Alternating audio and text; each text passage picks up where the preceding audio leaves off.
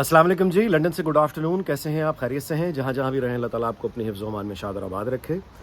तो बात करते हैं, ज़ाहिर है कि बाजोड़ में होने वाला अफसोसनाक हमला, ये ख़ुद तो धमाका हुआ आज। जमीयत उलमाए इस्लाम का वर्कर्स कन्वेंशन था, और जब मैं ये गुफ्तगू यहाँ पे रिकॉर्ड कर रहा हूँ, 70 से ज़्यादा लोग जो हैं जमीयत के उलमाए इस्लाम के, उनके शहीद होने की इतलात हैं, मुतअद्दिद ज़ख्मी हैं। और आज का ये वाक़या हुआ है, ज़ाहिर है कि ये चीनी नायब वज़ीर आज़म का दौरा, जिस पर पाकिस्तान को जायज़ तौर पर बहुत हम तैयारी कर रहे थे, खुश थे और एक नए मुस्तक़बिल की उम्मीद रखे बैठे थे, अच्छे दिनों की आस लगाए बैठे हैं, तो ये वाक़या हो गया। अच्छा, अब इसमें जो मैं आपसे गुज़ारिशात करूँगा कि मैं आपकी तवज्जो सिर्फ दिलाना चाहूँगा कि एक तो ये कि डॉन में भी 2 दिन पहले जो रिपोर्ट्स पब्लिश हुई, उसका ज़िक्र मैं यहाँ कर चुका हूँ। अकील यूसुफ़ज़ई, जो कि बाख़बर तरीन सहाफ़ी हैं पेशावर में, वो कई हफ़्तों से ख़बरदार कर रहे हैं, शोर मचा रहे हैं, चिल्ला रहे हैं कि एक नई जंग की तैयारी हो रही है, टेररिस्ट ग्रुप जो हैं अफ़गानिस्तान में रीग्रुप हो रहे हैं। और हाफ़िज़ हमदुल्ला का ये बयान जो उन्होंने दिया कि ये जहाद नहीं है, ये दहशतगर्दी है, ये रियासत पर हमला है, दहशतगर्दी है। इस पर मैंने ट्वीट भी किया था कि 40 साल हो गए हैं, 40 साल अफ़गानिस्तान की जंग, ज़िया-उल हक़ के ज़माने से जब इस फ़साद में हम घुसे हैं, तो उस वक्त से पाकिस्तान में जो लोग ये कह रहे थे कि ये जहाद नहीं है, ये दहशतगर्दी है, फिर मुशर्रफ के ज़माने में और फिर अब तक जो लोग मुस्तकिल ये चीख रहे हैं कि पाकिस्तानी, पूरी दुनिया मतलब कहती रही है, ऊपर खुला राज है कुछ, इसमें वो तो नहीं है कि हमारी तरफ से, हमारे सोसाइटी, हमारी इस्टेब्लिशमेंट, हमारी रूलिंग क्लिक जो एलीट है, बल्कि सारी सोसाइटी, तजारती कारोबारी तबका भी, उसमें एक हिमायत है, तालिबान की हिमायत है। दहशतगर्दों के लिए हिमायत पाई जाती है, नरमी का गोशा पाया जाता है। और आपको ये भी याद है कि मुशर्रफ के ज़माने में भी, उसकी हाइट के ज़माने में भी, जब दहशतगर्द हमले थे, ख़ुदकुश हमले थे, तो इन्हें भटके हुए भाई ही कहा जाता था। तो वो तमाम लोग जो 40 साल से ये कह रहे हैं कि ये दहशतगर्दी है, उन तमाम लोगों को पाकिस्तान के अंदर मगरबी एजेंट कह के पुकारा गया, उन्हें लिबरल कहकर ताने मारे गए, उन्हें इस्लाम बेजारी और दीन बेजारी का ताना मार के, उनको तनकीद कर के उनको, उनकी ज़िंदगियां ख़तरे में डाल दी गईं, उनके ख़िलाफ़ ज़राया अबलाग़ पर ऐलानात हुए, और उनको यूँ कहिए कि बाकायदा शूदर बना के रख दिया कि ये वो बुरे लोग हैं जो असल में इस्लाम के दुश्मन हैं। और वो लोग 40 साल से क्या कह रहे थे? वो यही कह रहे थे कि ये दहशतगर्दी है, ये जहाद नहीं है, ये इस्लाम का नाम इस्तेमाल हो रहा है, और इस्लाम का नाम इस्तेमाल करके जुल्म हो रहा है, वो सारे लोग। अच्छा, अब 40 साल के बाद हाफ़िज़ हमदुल्ला साहब आखिरकार उसी नतीजे पर पहुँचे हैं और कह रहे हैं कि ये दहशतगर्दी है, ये जहाद नहीं है, ये रियासत पर हमला है, जब इनके ऊपर वो हमले आज हो गए। आप मेरी बात समझ रहे हैं? तो हर बात जिस कौम को 40 साल के बाद समझ आती है, उसकी फिर यही हालत जो है, जो होनी चाहिए। अच्छा, अब मैं दूसरी तरफ आपकी तवज्जो दिलाता हूँ। देखिए, ये अब खुला राज है कि 2013 में जब नवाज शरीफ हुकूमत बनी, तो सी पैक पे वो काम शुरू हुआ, और उसके बाद बड़े बड़े प्रोजेक्ट्स, और उसके बाद हमने देखा कि पूरी दुनिया में वो नोटिस होने लग गया, जिसके बाद अमेरिका, ज़ाहिर है उसने कुछ करना था, नवाज शरीफ हुकूमत को इसकी सज़ा दी गई। अमेरिका को तमाम एजेंट कहाँ से मिले? पाकिस्तान के अंदर मिले। साकिब निसार, आपके ख्याल में साकिब निसार और उसके साथियों ने ये जो मिलकर अदालती और JIT और ये सारे करवाने वाले जनरल फैज़ और बाजवा, इन लोगों ने मुफ्त में ये काम कर दिया होगा कि नवाज शरीफ को, मतलब हुकूमत को डीरेल कर दिया होगा। सी पैक को बंद करवाना मुफ्त में तो नहीं होता ना मेरे भाई, डॉलर आप मेरी बात समझ रहे हैं? तो सी पैक पर काम रुकवाना है, नवाज शरीफ को घर भेजना है, तो पैसा पकड़ के ये काम हुआ होगा ना, मुफ्त में तो ये काम नहीं होता। अब ये साकिब निसार है, उसके साथियों को मालूम होगा, जिस तरह उससे पहले आप जानते हैं ना, स्विस अकाउंट का बड़ा शोर मचता था सियासतदानों के, निकले किसके? जनरल अख्तर अब्दुल रहमान के बेटों के। ठीक हो गया? वो जनरल ज़िया-उल हक़ वाली अफ़गान जहाद का दौर था, जिस वक्त ये लोग इंचार्ज थे। अच्छा, तो बात यह है कि अब फिर वही नवाज शरीफ की वापसी दिखाई दे रही है। अब फिर वही पाकिस्तान को रिलीफ वापस मिलना शुरू हो गया है, डिफ़ॉल्ट से पाकिस्तान बच गया, और वो जो तबाही इमरान खान की ख्वाहिश थी, उस सारे टोले की ख्वाहिश थी, उस तबाही से बच गया। आज फिर चीन का नायब वज़ीर आज़म जिस तरह के आना है, नवाज शरीफ सामने आता हुआ दिखाई दे रहा है, तो अब दोबारा से वही अटैक, वही हमले शुरू हो गए। मौलाना फजलुर रहमान के कन्वेंशन पर ये जो अटैक हुआ है, मैं पहले भी गुजारिश कर चुका हूँ, मौलाना फजलुर रहमान जो हैं, वो अफ़गान तालिबान हुकूमत जो है, उनके अहम तरीन वज़रा مولانا فضل الرحمان کے شاگرد ہیں، اور افغان طالبان سے پاکستانی ریاست نے جب بھی کوئی بات کرنی ہوتی ہے یا ان کو راغب کرنا ہوتا ہے تو مولانا فضل الرحمان کا باقاعدہ ایک یعنی ایسٹ ہے مولانا فضل الرحمان پاکستانی اسٹیٹ کا، کہ مولانا فضل الرحمان سے کہا جاتا ہے کہ افغان طالبان میں اپنا اثر و رسوخ استعمال کریں۔ اب اگر وہاں سے دہشت گردی مولانا فضل الرحمان کے اس کنونشن پر ہو گئی ہے تو مولانا بھی تو ایک جمہوری آدمی ہے، اس کو بھی سپورٹ چاہیے اپنے لوگوں سے، مذہبی دینی صحیح، لیکن اس کو مولانا فضل الرحمان کو ووٹ چاہیے نا۔ مولانا فضل الرحمان کو اپنے علاقے میں اپنا اثر و رسوخ برقرار رکھنا ہے۔ اچھا، اب مولانا اپنے لوگوں کو کیا جواب دے گا؟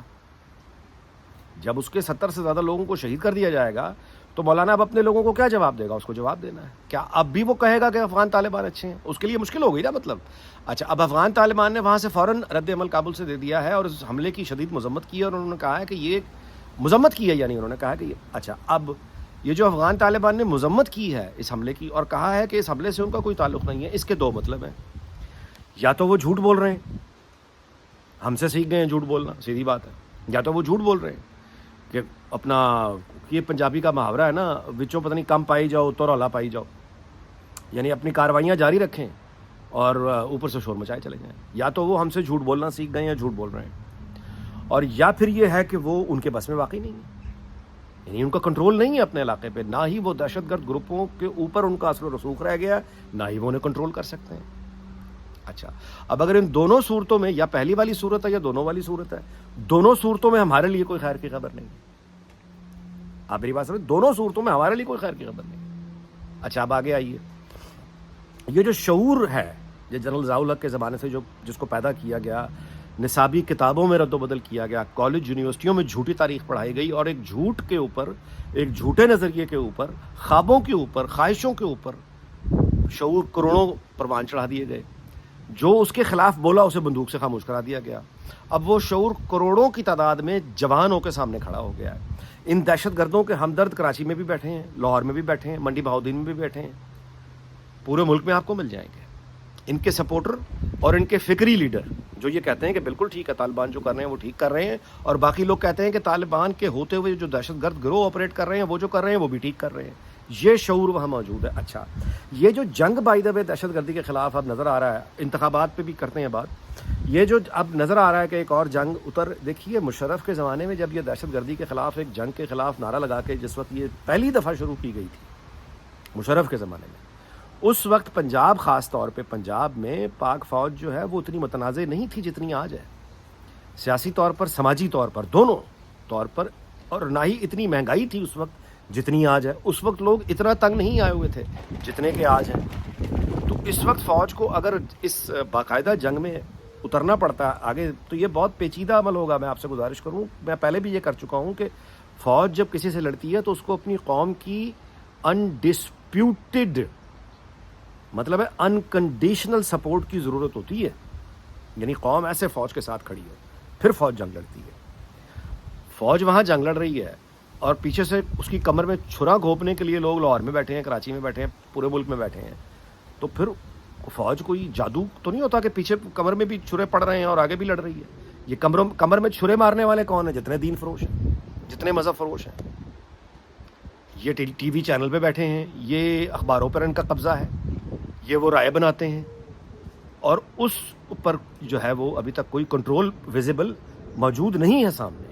جتنی سختی اس وقت پاکستان میں دکھائی دے رہی ہے یہ سیاسی کارکنوں پر ہو رہی ہے، ان لوگوں پر تو کسی طرح کی کوئی ابھی تک کوئی آپریشن، اچھا پھر کتنے آپریشن آپ کریں گے؟ ماضی میں جو ہوئے ہیں ان کا کیا نتیجہ نکلا ہے؟ تو ان تمام، اچھا ان حالات میں جو یہ جمعیت علماء اسلام کے کنونشن پہ حملہ ہو گیا ہے، کون پیپلز پارٹی کے ساتھ بے نظیر بھٹو پہلے، وہ معاملہ ہمارے سامنے ہے۔ نون لیگ کے لوگوں پر 2013 اور 2018 کے انتخابات میں جو حملے ہیں وہ بھی سب کے سامنے ہیں۔ اے این پی کے ساتھ جو کچھ ہوا ہے وہ بھی سب کے سامنے ہے۔ تو اب الیکشن کمپین میں آپ جانے کی تیاری کر رہے ہیں تو پھر اس کے بعد یعنی سوال پیدا ہو گئے نا بہت بڑے، کس طرح کمپین ہوگی؟ اس دہشت گردی کے ساتھ پھر کیا ہوگا؟ کیا اس دہشت گردی کو جواز بنا کے انتخابات کو آگے کیا جا سکتا ہے؟ اگر انتخابات اگر آگے ہو جائیں بالفرض محال تو کیا اس سے یہ جنگ جیتی جا سکتی؟ یہ بہت پیچیدہ سوالات ہیں، بہت پیچیدہ سوالات ہیں، اور میں آپ سے یہ گزارش کروں کہ اس کا حل کوئی ایسا نہیں ہے جو آپ بٹن دبا کے سوئچ آن آف کر رہے ہیں۔ یہ جو جھوٹ پڑھا کے 35-40 سالوں سے ایک نسل تیار کر دی ہے, شعور تیار کر دیا ہے, یہ کوئی بٹن نہیں ہے کہ آپ آف کر دیں گے تو یہ شعور ہو جائے گا, آف ہو جائے گا یا غائب ہو جائے گا کہیں. اس کا صرف ایک طریقہ ہے, وہ ہے کہ سیاسی جماعتیں ساری اکراس دا بورڈ جن کے پاس لوگوں کی سپورٹ حاصل ہے, وہ اپنی یعنی قانون اور آئین کی حکمرانی ہو, سیاسی جماعتیں عوامی طاقت کے ساتھ اس نظریے کو سے لڑ سکتی ہیں. فوج کو اس وقت آگے لڑنے کے لیے سیاسی جماعتوں کی سپورٹ کی ضرورت ہے, جو کہ ظاہر ہے کہ پی ٹی آئی اس وقت نہیں ہے. تو جو other then P T I جو بھی سیاسی جماعتیں ہیں, ان کی یعنی سپورٹ حاصل کرنے کی کوشش, یہ قوم اور فوج ملے گی تو مل ہی کر ہی کوئی جنگ جیتی جا سکتی ہے. اگر آپس میں ہی لڑتی رہے گی, طبقات میں بٹی رہے گی, تو اس میں فائدہ صرف دشمن کا ہوگا, کیونکہ وہ سب کو ایک ہی نظر سے دیکھتا ہے. اس کے نزدیک کوئی فرق نہیں ہے سویلین اور فوج میں, وہ سب کو مارے گا. بہرحال ہم یہی دعا کریں گے کہ اللہ تعالیٰ خیر رکھے اور اللہ تعالیٰ پاکستان اس کے تمام ہمسایوں اور دنیا بھر کو شاد اور آباد رکھے. اس دعا کے ساتھ اجازت چاہتا ہوں. اگلے ویلاگ میں ملاقات ہوگی. اپنا بہت خیال رکھیے گا. اللہ حافظ.